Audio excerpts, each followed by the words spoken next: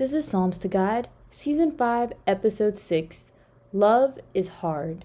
You can find the show notes for this episode at www.psalmstogod.com.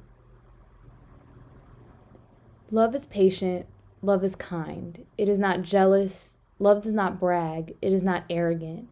It does not act disgracefully, it does not seek its own benefit. It is not provoked, does not keep an account of wrong suffered. It does not rejoice in unrighteousness, but rejoices with the truth. It keeps every confidence, it believes all things, hopes all things, endures all things. 1 Corinthians chapter 13, verses 4 through 7, NASB.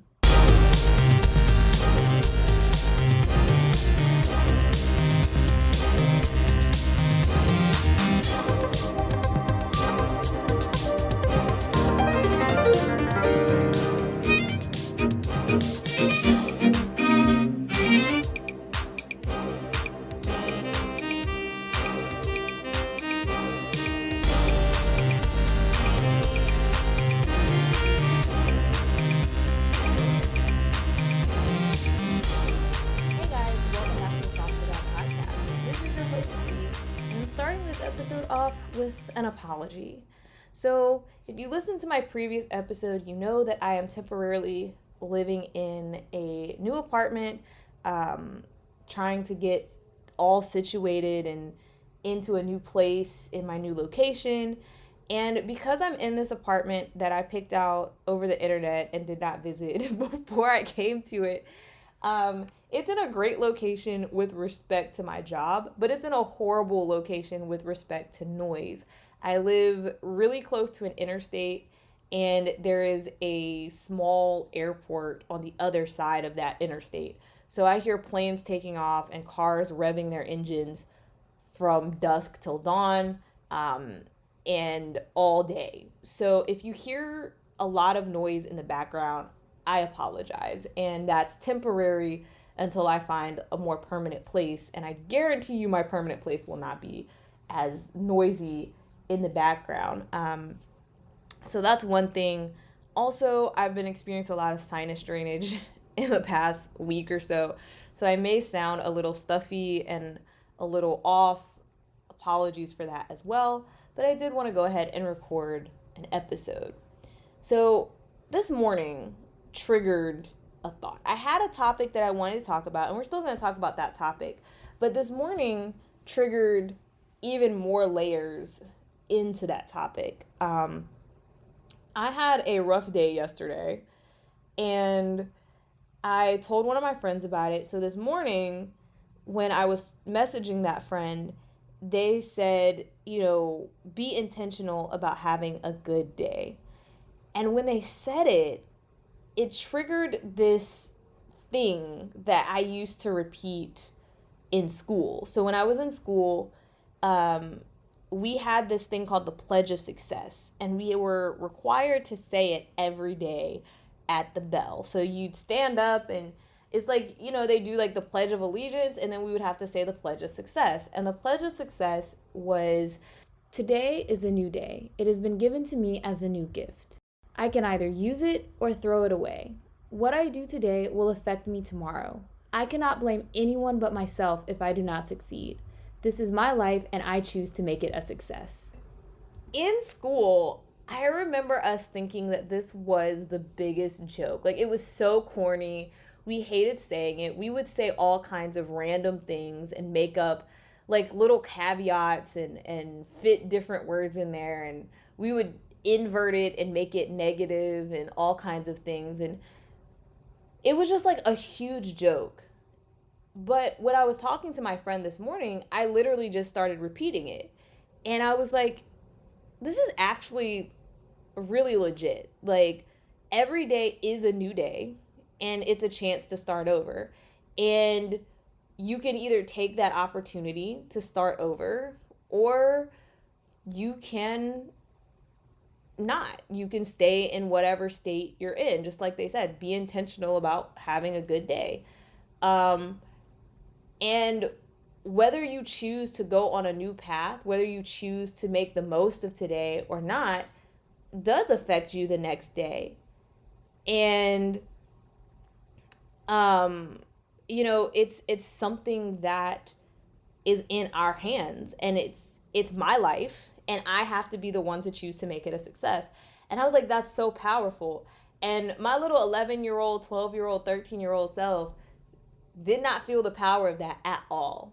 I think it goes back to the saying that youth is wasted on the young.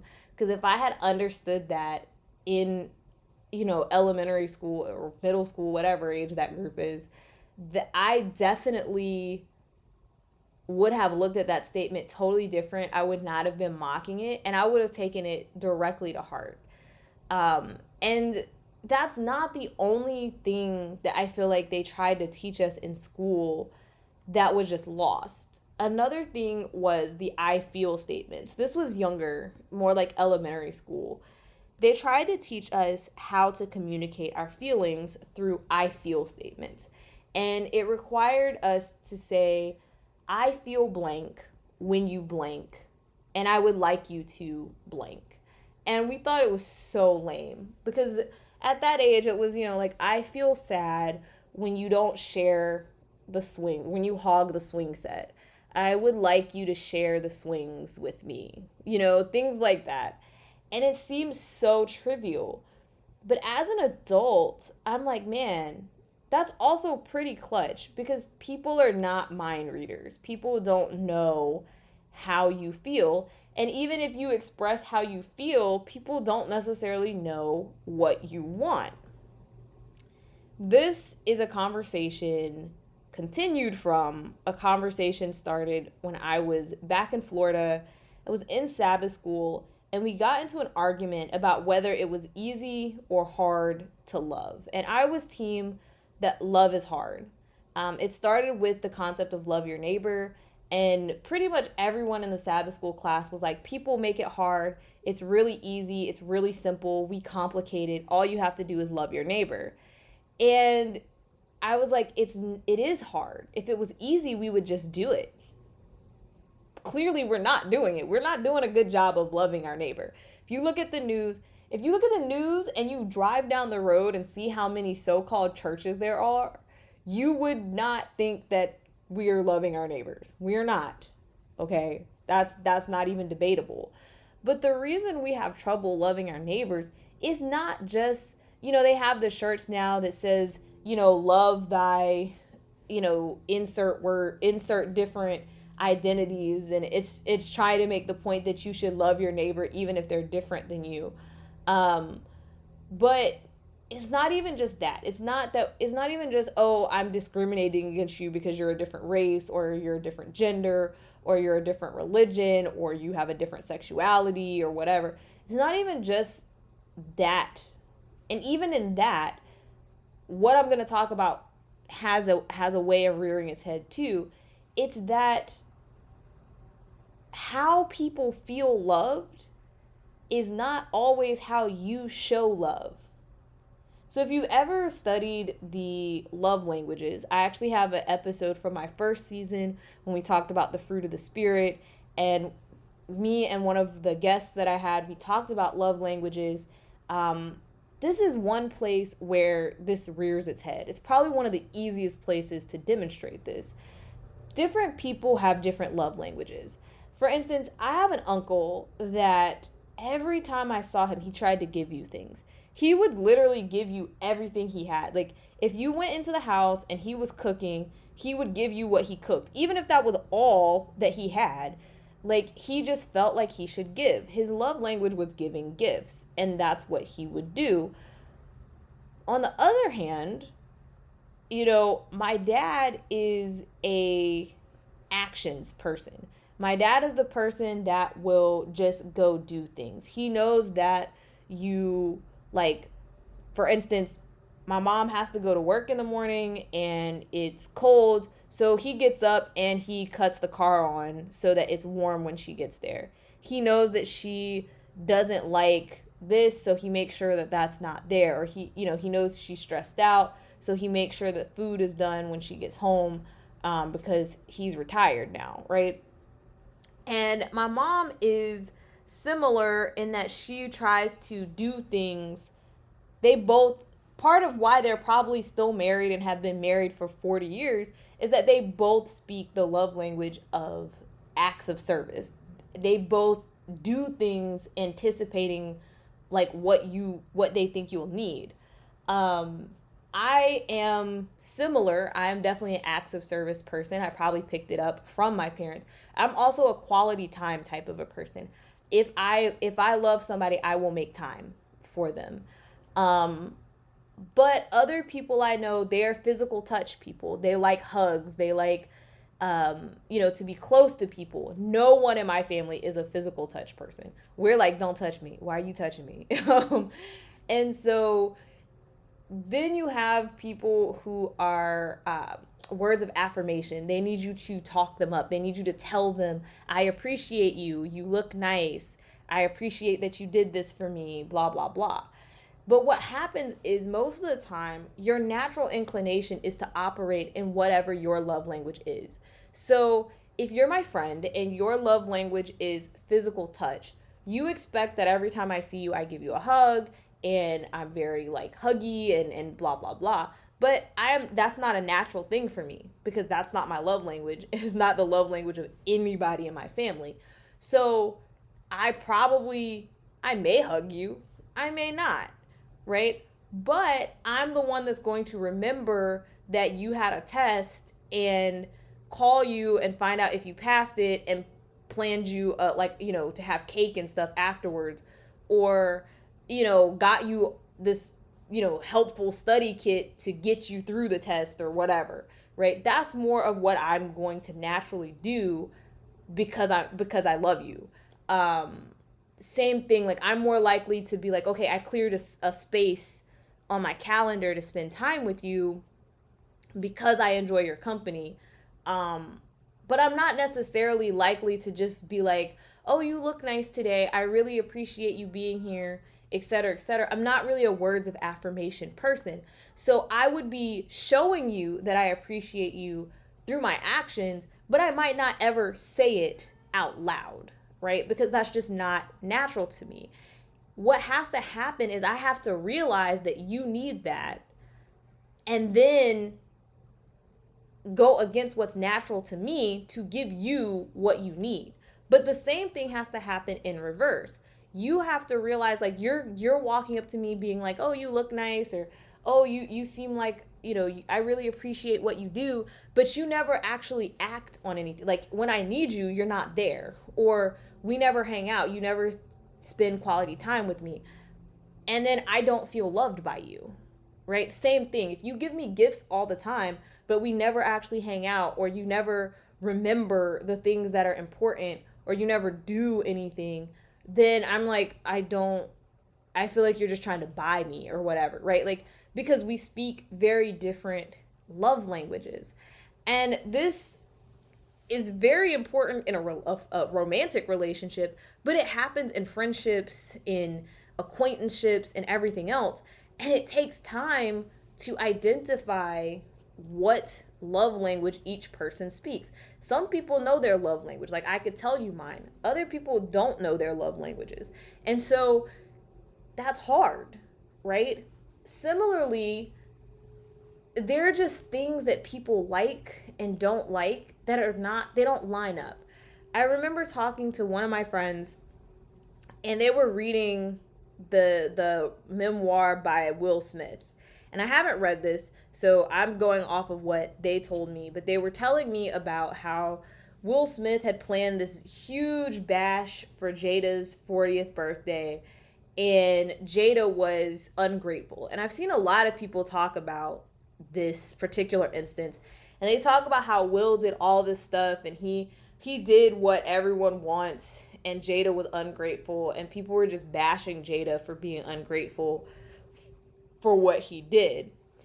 And so my friend's telling me about this 40th bash, and he's like, yeah, she Will rented out an island. And I'm like, oh snap, he rented out a whole island. And they went to the island, and then he invited all their friends. And I was like, yo, right there, you lost me. He invited all their friends. That totally defeats the purpose of renting out the whole island. So this is where I started to understand where Jada may have been coming from. Now, I don't know Will Smith. I don't know Jada. Maybe she was being ungrateful and spoiled. Maybe she wasn't. I don't know, because I don't know them. And I really don't care that much about them as a whole. It's not my job to speculate on their marriage or what did or didn't happen. But using this to talk about how we perceive each other differently. I am an introvert.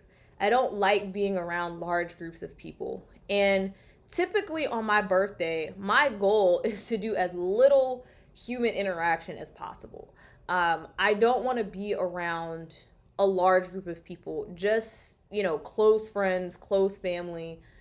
I definitely don't want to see people. I get so annoyed. You have the people that call that have not talked to you all year and they want to catch up on the whole year on your birthday. And I'm like, I don't want to talk to you right now. I want to enjoy my day. I haven't talked to you all year. There's no need for me to talk to you today. And so I really would rather spend the time alone. So me personally, I'm like, yeah, like renting out a whole island, if you have the money for it, sounds great. We go to the island, we go spend time on the beach, just me and my husband. And if I had kids, the kids could come too, but like, just a family outing, just no onlookers and just like relaxing. But the moment you bring in a bunch of other people, I'm like, oh, that's not a good time anymore. Like I have to, I have to be presentable to these other, because you got to remember also, we're talking about Jada Pinkett Smith and Will Smith. We're not talking about regular people. So like, you can't be out here looking ratchet in your sweatpants with no makeup on and your hair not done. It just changes everything. And I was like, maybe that's not what she wanted, right? And apparently he did some kind of video and it was like a spotlight. And women have a tendency to be sensitive about their age, even Black women who don't age. But also in Hollywood, a lot surrounds getting older. You get less roles and things like that.